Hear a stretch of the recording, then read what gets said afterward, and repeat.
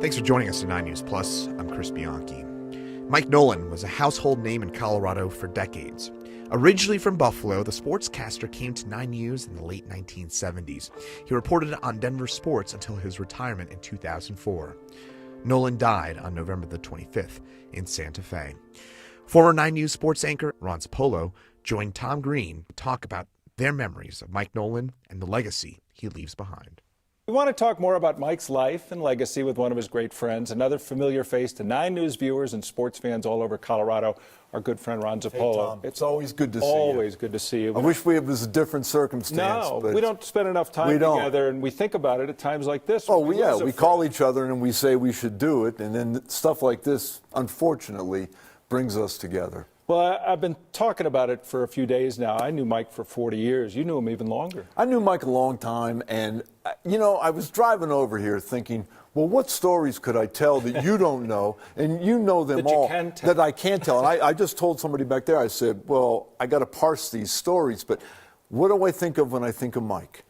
First off, I think of him driving that white Cadillac convertible all the time with a big cigar in his mouth. Am I lying or not? And so I would always go to him and say, Mike, you're driving it in the cold. Why do you do that? And he'd go, suntan, baby, suntan. And he was big in, like, Mike's idea, for those of you that didn't know a lot about Mike, Mike's idea of a workout was going to the tanning booth, all right? So we would go, and you remember this, we would have these campers up in Greeley. Sure. We would go to lunch, and Mike would sit in front of the camper with a cigar and one of those, and the beach chair with the something. That's just who he was. But it's funny because you think of the relationships with Mike that he developed with players and coaches. I think so many kind words have been said about him over the past week from sports writers. Yep. You worked across the street from him, competing with him for a long time. I competed with him and I worked with him. And then you guys became I really got to know him really well when I competed with him. Mm-hmm. I was just telling somebody backstage here, his 50th birthday in 1987, we were in Kansas City for a Broncos game, and he called me in my room and said, well, yeah, what are you doing? I said, nothing. He goes, it's my birthday. I said, no kidding. He goes, let's go to get some dinner and go to a movie.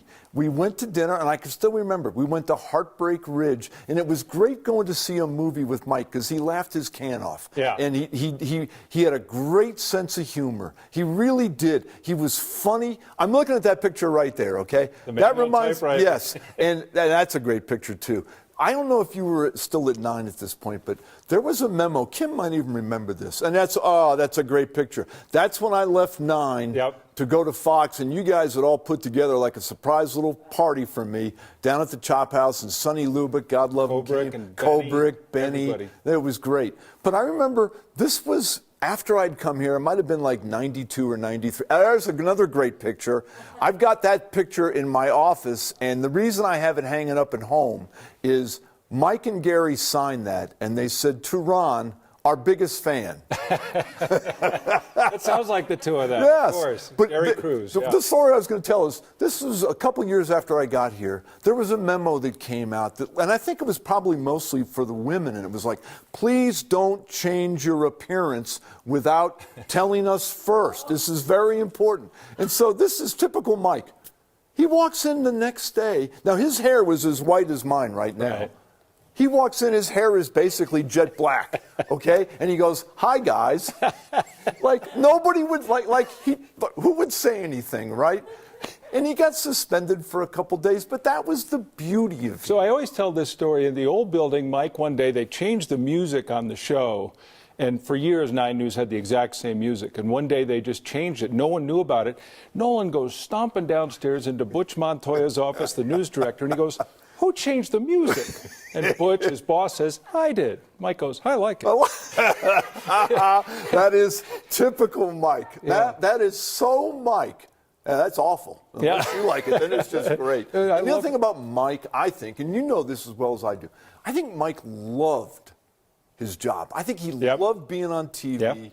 Yep. And Mike would have these 7 or 8 lines that he'd say all the time. He'd tell Dennis back there, you make a cup of coffee, nervous. He would always, every time I was anywhere with Mike, we'd walk into a room and he'd always look at me and say, Ron, let me go first and tell me if anybody recognizes me.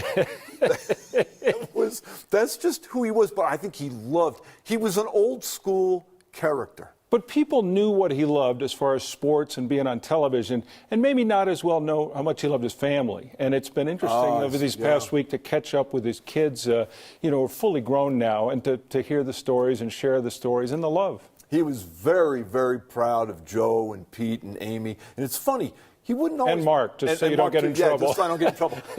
He would brag to my wife about, you know, what band Pete was in or what Joe was... He was very, very proud of that.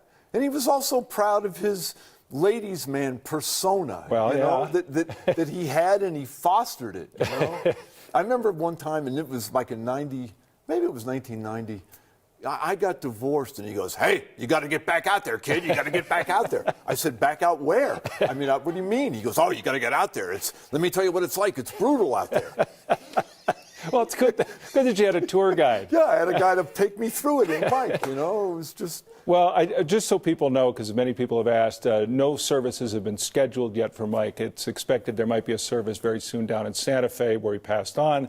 And then I think sometime after the new year, his kids are going to put together something here. One of his ex-wives, Nancy, also talking about that with us. And hopefully there'll be something that people can all get together and share these stories even further. Yeah, it'd be great. It would be good to have some closure and to talk about Mike in a way that we all feel the same about. Yeah, we all loved him. Yeah. We all loved him very much. We all loved him. Yeah. Thanks, buddy. It's great to see you again. It's good to have you here at 9 News for a day. Hey, it's good to be a little deja vu sitting here with Tim over there. I thought one thing that occurred to me, I said, you, me, and Mike have a lot in common, including at one point we all left this building. Yes, we did.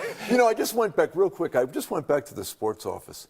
Do you know how many nights I spent with you in that cramped little... Those are the best. They were the best. And you know what? You helped me through so much stuff. Same. I hope I helped you through one or two things. And when I walked back in there, it was kind of neat because I thought of you. And you and I spent a ton of time in there. Small little locker room. Yeah. Thanks, buddy. You've gone on to much bigger and greater things. I'm still working. You got it made. Good for you.